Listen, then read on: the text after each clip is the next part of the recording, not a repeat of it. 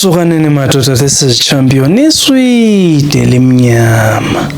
Mangamuncwa yinina, ngiyomuncwa ubani? Ngimunceni bantu bami, ngiswidi lenu. Siyaphinda siyahlangana futhi kuyo. Siyahlangana kuphi? Kuyo.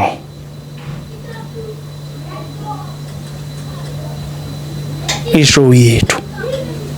Ethini? Ethi let's play. Let me pass the riddle. I'm the first on earth, the second in heaven. I appear twice in a week. You can only see me once in a year. Although I'm in the middle of the sea, who am I? I'm the first on earth, the second in heaven. I appear twice in a week. You can only see me once in a year. Although I'm in the middle of the sea, who am I?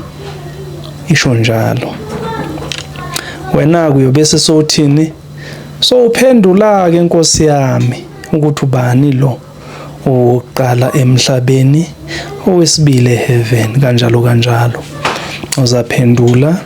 Then siyothi mase sibheka ke thina sinofistole ezikayi1 sibone ukuthi oyi maybe wise man sengiyabekisa, maybe wise man uyichanile, top wise man uyichanile. Okay, sibe sesiyamtexta back wise man, uhlala ucheckile ke ama comments ku comment yakho ukuthi sithini.